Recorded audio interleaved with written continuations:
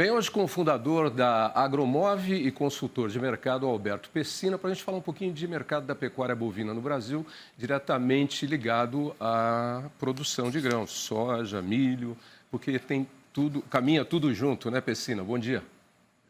Tudo bem, Otávio? Tudo jóia. Prazer estar aqui com você. Bom, nós estamos aqui vivendo um período, sei lá, complicado, de certa forma. Uma hora chove de menos, outra hora chove demais, né? E aí você tem previsão de super safra e depois restrição em certas áreas. Você está em Porto Alegre, se não me engano, é isso? Rio Grande do Sul? Não? Vinhedo. Hã? Brasília? Vinhedo. Vinhedo, São Paulo. Ah, Vinhedo, São Paulo. Está aqui do nosso lado, na região das frutas. Vem Isso. cá, mas podemos ter um problema aí com produção de soja por conta dessa variação climática? Na soja, nós estamos... Sim, tem uma grande divergência aí nas informações, né? Há, sim, uma falha, principalmente no plantio, que iniciou ali em outubro até dezembro, várias regiões foram afetadas, com impactos de diversas formas aí, maiores ou menores. O difícil é mensurar tudo isso. Então, há, desde os dados oficiais, aí já dados falando aí ao redor de 7% de quebra, até dados de algumas instituições regionais falando em 20% de quebra nessas regiões. Então, isso traz aí uma instabilidade nessa questão da soja, né? E muito nervosismo aí para os produtores. No entanto, nós estamos vendo Chicago despencando os preços, né? Independente do nosso preço aí dessa possível quebra. Aí impacta o mercado de outra forma, né? A queda de preços para quem utiliza o grão na alimentação animal favorece, mas para quem produz gera um problema de receita. Exatamente, né? Aí você tem as margens de lucros bem apertadas, apesar dos custos terem caído, mas a esses patamares de preço as margens ficam muito apertadas. E o produtor, né, no geral, no Brasil, vem de um preço da safra 23, né, 22, 23, que despencou e muita gente não tinha protegido os preços. Então, está com margens negativas na safra 22, 23 e agora assumindo aí margens muito baixas, ou dependendo de como ele comprou os seus insumos, se ele pagou caro ou mais barato, ele também pode estar em margens negativas já. E aí a gente já pode saltar para o milho, porque se isso acontece para os dois casos aí, os problemas nos dois casos, porque muito produtor também já está com a produção comprometida, né? Porque pegou dinheiro adiantado com tradings e aí já tem um preço pré-estabelecido.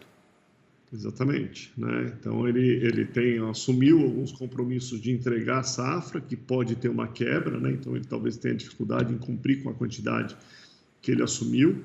E se as margens foram pequenas, né, nessa negociação, ele tem que entregar muita soja para cumprir com o compromisso dele, né? A margem ficou pequena, então isso complica bastante o quadro da soja para muitos produtores aí no Brasil. A previsão para o milho qual é, hein, Pessina? No milho, a gente vemos também de um quadro 22, 23 de margens bem apertadas, né? A gente trabalha muito com proteção de preços, né? Então, clientes que fizeram proteção tanto na soja quanto no milho conseguiram driblar uma parte desse problema, né?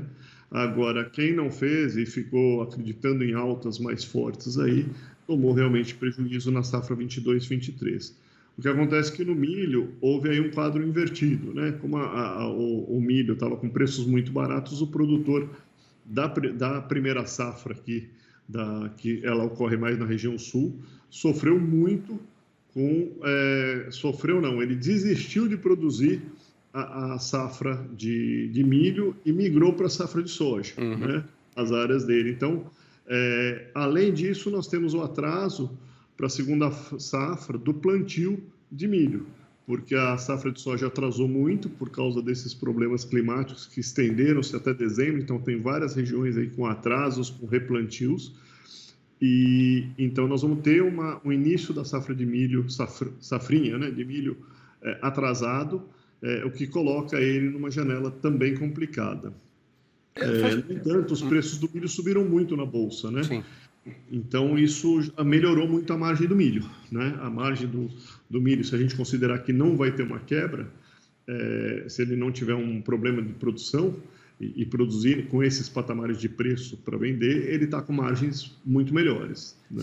Você tocou num ponto aí interessante. Você falou que quem conseguiu se proteger em relação a preços, ou seja, fez hedge, né, está mais ou menos garantido do que quem não fez. De tempos para cá, a gente tem várias ferramentas novas no mercado aí de proteção, né? Eu queria que você me falasse, isso pegou para o produtor ou não pegou? Ou ele ainda está se adaptando? Ou o grande já está fazendo isso naturalmente, o médio e pequeno não está? Como é que está essa questão de se garantir aí com relação a preços? A gente faz uma análise, né?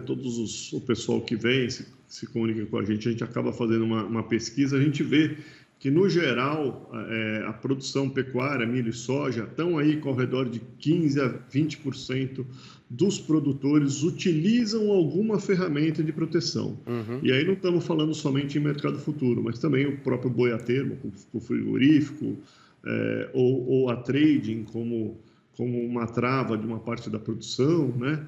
Então, diria que 15% a 20% utilizam. O agricultor chega a utilizar mais essa de trade. O grande problema aí, no termo, é que você protege, muita gente faz essa negociação antecipada, e principalmente na agricultura, se você tem uma reação de preços ou uma mudança no quadro, uma quebra de safra, como nós estamos tendo agora, que pode gerar uma alta de preço, quando ele protege numa trading, ele acaba não surfando nessa alta, né? E as estratégias que podem ser adotadas numa operação de bolsa podem fazer com que ele surfe na alta, caso ela ocorra. Então, um exemplo disso, nós estamos aí com produtores de soja, que a diferença entre a região, o Chicago e a região dele no Mato Grosso, que a gente está fazendo hedge, ou no Mato Grosso do Sul, temos em quase todo o país, né?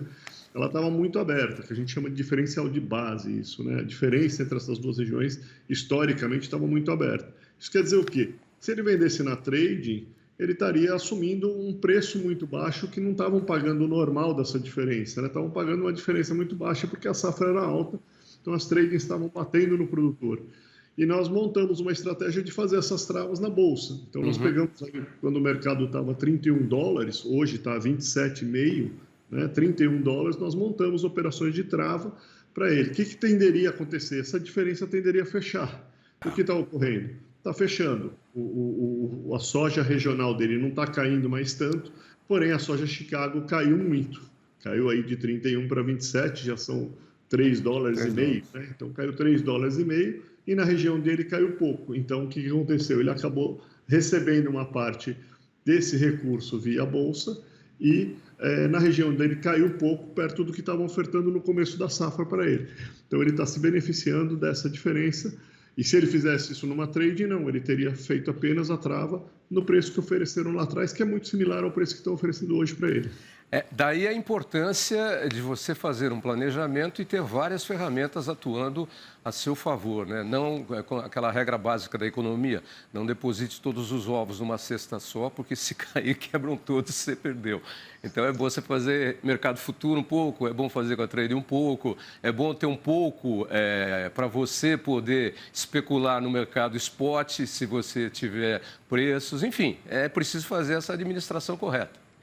Eu diria, Otávio, complementando um pouco, hoje a gente já tem ferramentas que ajudam a gente a analisar toda essa estrutura, né? Então, a diferença desta safra para a safra 22, 23, onde eu também protegi produtores, é que na safra passada a gente analisou o cenário e estava mais interessante travar na trading do que fazer uma trava no mercado futuro.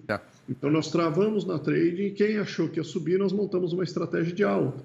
Por quê? Porque naquele momento era mais interessante isso. Nesse momento, já não. A estratégia de venda na bolsa era mais interessante do que vender na trade. Então, você ganha um leque de ferramentas e se você tiver uma boa análise, tiver informação para montar uma estrutura de análise, você consegue montar uma boa estratégia para você se proteger, né? Então, você consegue montar estratégias que caminhem com a tendência do mercado. Então, se o mercado tiver uma alta, você pode montar uma estratégia para surfar. Está tendencioso a ter uma alta, né? Você pode montar uma estratégia para surfar nela. Está tendencioso a só uma queda, porque ele já está muito alto. Então, você monta uma estratégia de queda. Enfim, eu diria que, na minha experiência, e com mais de 25 anos atuando como produtor e como montando operações de proteção também para clientes, né? A gente vê que o mercado muda, o mercado não é sempre igual. A gente tem de olhar para trás e falar que ele vai ser igual, né? A gente olha o que aconteceu com a gente no ano passado e quer fazer igual, né? Ou falar, vai acontecer a mesma coisa. E não é. Ele é abastecido constantemente por uma gama de informações, e aí cabe estar bem informado e você montar estratégias de acordo com essas tendências. Tem que ter uma estratégia sempre, porque ele muda sempre, ele nunca é a mesma coisa. Pode voltar a ser a mesma coisa num cenário parecido como foi há algum tempo, mas dizer que esse ano vai ser igual ao ano passado é muito arriscado você fazer operações de negócios com esse tipo de pensamento. Faltou a gente falar do boi. O pecuarista anda batendo cabeça aí com o boi e você disse que alguns pecuaristas já têm se protegido também em relação ao acordo que fazem com frigoríficos, garantindo... Como é que está o mercado do boi? Porque tá difícil. A arroba não vai, agora diz que vai. O mercado futuro está sinalizando aí um pouquinho. Mas o ano passado, aí que terminou 2023, foi um ano muito difícil para o pecuarista. Como é que está o mercado do boi? Você tocou num ponto aí. O ano passado foi muito difícil mesmo, né? E nós tivemos aí um problema de uma queda de um final de ciclo, eu chamo assim, um final não, né? Porque ainda nós estamos sofrendo um pouco dele, mas ele está próximo ao fim do ciclo pecuário, ou seja, a oferta de animais está chegando muito grande ao mercado, né? E isso fez com que o mercado desabasse ali a partir de abril, já tinha caído da safra 22 para 23, né? E da 23 continuou em queda até atingir, acredito que talvez é provável de termos chegado ao fundo do preço aí nesse preço que nós tivemos aí de 200 até R$ 188 em São Paulo. Acredito que a gente achou o fundo aí, ou uma proximidade muito, muito grande do fundo. Olhando um pouquinho para frente, Otávio, olhando aí primeiro semestre, eu acho que a gente ainda tem uma boa oferta, mas o importante aí que é que ela talvez comece a não crescer mais tanto, ela vinha em crescimento, cada ano que vinha aumentava mais a oferta. Isso, normalmente, quando isso ocorre, a gente tem quedas de preço. Uhum. Para o ano que vem, eu acho que o crescimento de oferta vai ser muito pequeno. A gente, ou pode até ser ligeiramente inferior, né? Então, é um mercado de mais instabilidade de oferta. Quando a gente oferta muito, a demanda, lógico, baixou o preço, a demanda cresceu. Então, o importante é achar esse equilíbrio entre a oferta e a demanda, tanto a interna quanto a internacional, né? Então, nós estamos já baratos para o mercado internacional, as nossas exportações foram boas, um pouquinho menores do que a do ano passado, mas foram boas, e a gente estabilizando a oferta, então isso deve meio que encontrar um certo equilíbrio. Então, eu acho que para o primeiro semestre do ano que vem, a gente tem um pouco mais de estabilidade.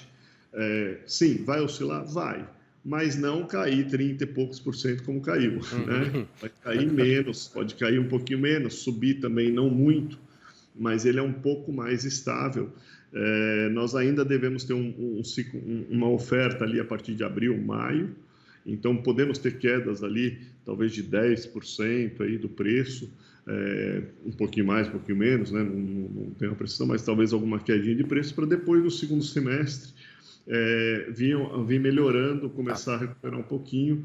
Não acho que preços super altos, mas podemos até ter preços melhores do que nós tivemos no segundo semestre desse ano. Eu acredito que vamos ter preços melhores. Tá bom, só para me esclarecer, você falou 2 vezes no ano que vem, na verdade esse ano, né? 2024. 2024, é verdade. Tem que me localizar que nós acabamos de mudar de ano. Não, é que a cabeça ainda está um pouquinho em 2023. Vai demorando para sair do digital, mas é isso, é para esse ano. Tá dolorido, né? Ano duro, ano duro. Esse aqui também não vai ser fácil, não, mas em todo caso, vamos lá, né? O importante aí, né, acho que é a gente aprender, quer dizer, quem está com medo aí de uma queda muito grande, que estratégia você adota ali a partir de abril, maio? O que você pode fazer para tomar ali se proteger um pouquinho disso?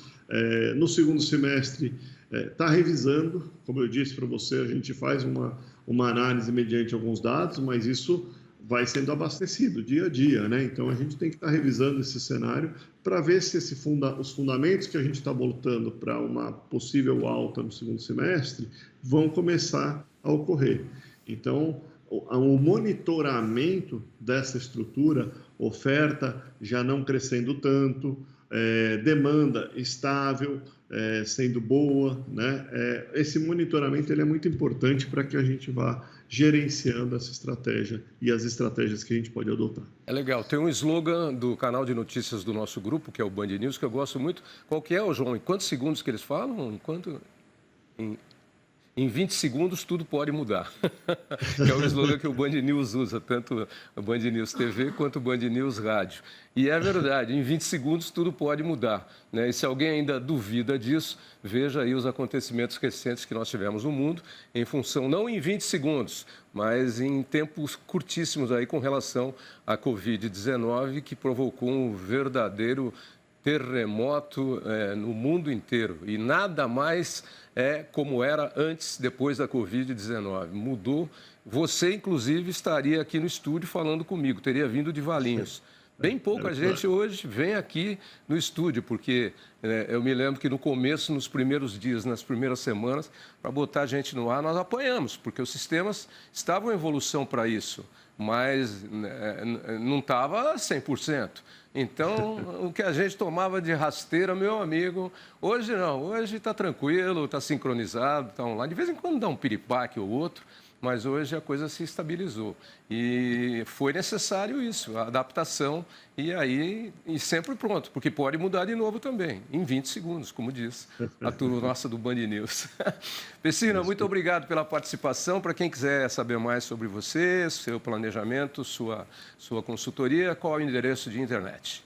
Olha, você pode encontrar a gente no Instagram, agromove, @agromove, né? Você pode encontrar a gente no LinkedIn, como agromove também, Facebook. Temos um blog nosso, agromove.com.br, né? Ali você tem o site ou o blog. E o nosso e-mail aqui, contato@agromove.com.br, e você também pode mandar uma mensagem para a gente. Ok. Então, é isso. Muito obrigado pela participação. Boa semana, ótima semana para você que está só começando. E para os nossos telespectadores aí, não se esqueçam do slogan do Band News, você produtor. Em 20 segundos, tudo pode mudar.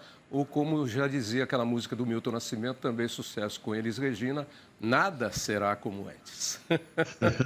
Abraço, Pecina. Até amanhã. Muito obrigado. Até amanhã não, até breve.